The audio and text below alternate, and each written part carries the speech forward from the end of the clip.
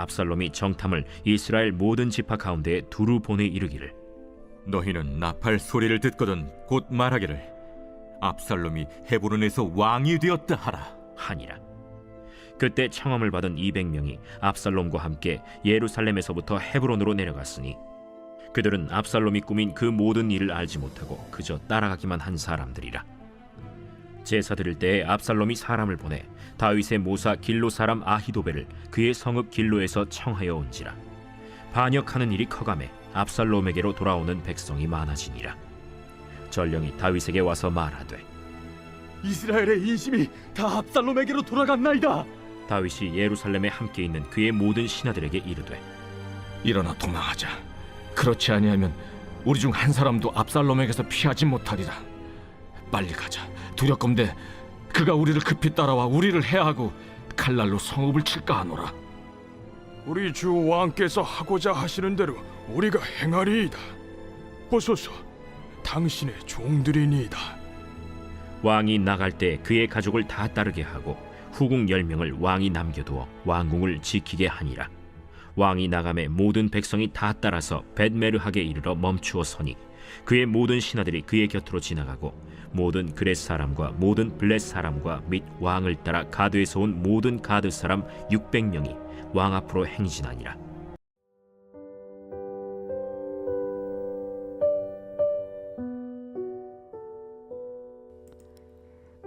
오늘 본문은 압살롬이 헤브론에서 직접 왕이 되었음을 선포하는 다윗을 반역하는 장면으로 시작합니다. 압살롬은 이 반역을 위해 오랜 시간을 준비해 왔습니다. 먼저 요압으로 인해 예루살렘으로 다시 돌아오게 되었는데요. 그런데 다윗이 2년이라는 시간 동안 압살롬을 만나주지 않았습니다. 그래서 결국 압살롬은 자신의 소식을 아버지께 전해주지 않는 요압의 밭에 불을 질러서까지 다윗을 만나게 해달라고 요청합니다. 그렇게 압살롬은 다윗과 재회하고 다윗은 압살롬에게 입을 맞춤으로써 그를 다시 받아들였습니다. 이후에 압살롬은 본격적으로 자기를 위한 병거와 말들을 준비하며 반역을 계획했습니다. 압살롬은 성문 앞에 서서 왕자의 신분을 이용해서 재판관의 역할을 자처하며 재판을 청하러 오는 자들이 절을 하려고 하면 그들에게 입을 맞추었습니다. 이러한 행위는 내가 너를 동료로, 가족으로, 친구로 여긴다는 뜻입니다.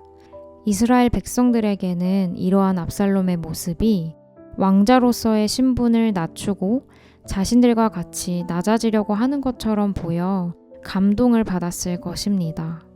압살롬은 이러한 행동들로 이스라엘의 민심을 자기에게로 돌렸습니다. 성경에서는 이를 이스라엘의 마음을 훔쳤다고 표현하고 있습니다. 이렇게 이스라엘의 신임을 얻은 압살롬은 4년이 지난 뒤에 헤브론으로 가서 스스로 왕이 되었습니다. 그리고 이제 자신이 왕이 되었다고 온 이스라엘에 선포하기 위해 정탐을 보냅니다. 이렇게 압살롬의 반역 행위가 시작되었다는 것과 이스라엘 백성들이 압살롬을 따르기 시작했다는 소식이 다윗에게까지 전해졌습니다. 그런데 이 소식을 들은 다윗의 반응이 어떠한가요? 다윗은 아버지이자 왕인 자신의 자리를 위협하는 아들을 향해 분노하지도 압살롬의 군대를 맞서기 위한 병력을 준비하지도 않았습니다. 압살롬의 반역 소식을 들은 다윗의 반응은 일어나 도망하자는 것이었습니다. 다윗은 왜 이런 선택을 했을까요? 밧세바 사건 이후에 하나님께서는 선지자 나단을 통해서 다윗을 향해 칼이 내 집에서 영원히 떠나지 않을 것이며 너와 내 집에 재앙을 일으키겠다고 말씀하셨습니다. 그래서 다윗은 이전에 자신과 밧세바 사이에서 낳은 첫 아이가 죽었을 때에도 압살롬이 반역을 시작한 이때에도 자신에게 벌어진 모든 상황이 하나님 앞에서 범죄한 그 사실 때문에 일어난 일이라는 것을 알았을 것입니다. 12절에 등장하는 다윗의 모사였던 아히도벨은 밧세바의 아버지인 엘리암의 부친입니다.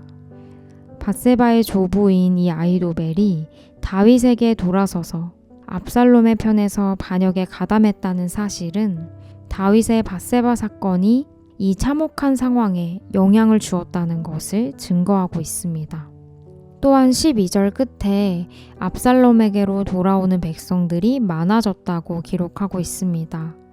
이는 이 당시 이스라엘 백성들이 하나님이 세우신 왕을 떠나 다시 사람이 세운 왕을 향해 회귀하고 있다는 것을 보여줍니다. 이렇게 다윗 한 사람의 죄는, 그리고 방치한 아들들의 죄는 결국 이스라엘 공동체를 하나님과 반대되는 방향으로 향하게 만들었습니다. 다윗은 눈앞에서 벌어지는 이 모든 상황을 보면서 참 절박한 심정이었을 것입니다.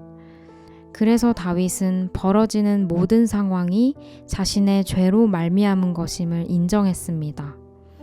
그리고 예루살렘 성과 다윗과 함께하는 이스라엘 백성들을 지키기 위해 일어나 도망하는 선택을 했습니다. 사실 다윗은 압살롬보다 더 많은 전쟁에서 승리를 거둔 경험이 있는 왕입니다. 그리고 결정적으로 압살롬의 아버지이기도 하고 하나님이 직접 택하셔서 세우신 왕인데 아들 앞에서 도망치는 것이 얼마나 수치스러운 일일까요? 그럼에도 도망치기로 선택한 것을 보면 다윗이 지금 마주한 고난이 자신의 죄로 인한 징계라는 것을 겸허히 받아들이고 이스라엘의 생명을 보호하는 길을 택함으로써 그럼에도 불구하고 하나님께 향하려는 선택을 하고 있다는 것을 알 수 있습니다. 이러한 다윗의 절박한 심정은 다윗이 압살롬에게 피해 도망갈 때 지은 시인 시편 3편에 더욱 자세히 기록되어 있습니다. 시편 3편은 다윗이 아들에게 죽임을 당할 수 있는 절박한 상황 앞에서 자신에게 언약을 주신 여호와를 부르짖으며 시작합니다. 그리고 여호와여, 주는 나의 방패시요 나의 영광이시요 나의 머리를 드시는 자이시니이다. 이 3절의 고백을 시작으로 8절 끝까지 보시면 다윗이 이 고난을 통해 궁극적으로 인생의 구원자 되시는 하나님을 향한 고백을 회복했다는 것을 알 수 있습니다. 어쩌면 다윗은 아들의 반역이라는 고난 자체보다 그 이면에 있는 자신의 죄를 더욱 깊이 마주했을지도 모릅니다. 이렇게 다윗은 죄에 대한 처절한 아픔을 느끼며 그럼에도 자신에게 언약을 주신 자신의 구원자 되시는 하나님만을 의지할 수밖에 없었습니다. 그리고 하나님께서도 다윗이 고난당하는 이 상황에서 여전히 다윗을 향한 긍휼을 멈추지 않으셨다는 사실을 사무엘하 14장 전체를 통해 확인할 수 있습니다. 하나님께서는 다윗에게 함께하는 사람들을 붙여주셨고 그 사람들을 통해 은혜를 입도록 도우셨습니다. 이렇게 하나님께서는 다윗에게 내 은총을 빼앗지 않겠다는 것과 내 집과 내 나라가 내 앞에서 영원히 보존되고 내 왕위가 영원히 견고할 것이라는 사무엘하 7장에 기록된 언약을 지키십니다. 여러분, 이처럼 우리 안에 여전히 남아있는 죄는 우리의 인생에서 고난을 경험하게 만들고 공동체 전체의 영향력을 행사할 수도 있습니다. 그러면 나의 죄가 눈앞에 선한 것 같은 인생의 순간에는 우리는 어떻게 해야 할까요? 우리는 오늘 다윗이 일어나 도망하는 것을 선택한 것처럼 내 죄를 보게 하시는 하나님 앞에 엎드리며 그럼에도 불구하고 하나님을 향하는 선택을 해야만 합니다. 다윗이 자신의 죄로 인한 고난 속에서 하나님께 자신을 구해달라고 간구할 수 있었던 근거는 하나님께서 그에게 주신 언약에 있었습니다. 우리도 죄로부터의 해방을 선포하신 구원의 말씀을 의지하여 다시 회개의 자리로 나아가 주님을 부르짖을 수 있습니다. 죄인은 하나님께로 향하는 것이 아니면 정말 희망이 없습니다. 절망뿐인 상황 속에서 우리에게 소망을 두지 않고 우리를 용서하시고 다시 회복시키실 하나님 앞으로 포기하지 않고 나아가는 모든 너나들이 성도님들 되시기를 간절히 소망합니다. 기도하겠습니다. 오늘도 여전히 우리를 포기하지 않으시는 말씀 앞에 우리의 모든 것을 내려놓기를 소망합니다. 우리의 모든 선택과 걸음이 하나님을 향하기를 원합니다. 하나님을 가까이 할수록 죄와 멀어지고 공동체의 생명을 바라볼 수 있는 영적인 눈을 허락하여 주시기를 구합니다. 우리 삶의 모든 질서를 회복시키시고 하나님과의 관계 속에서 평강을 누리게 하실 것을 기대합니다.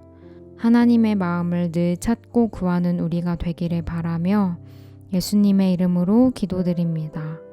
아멘.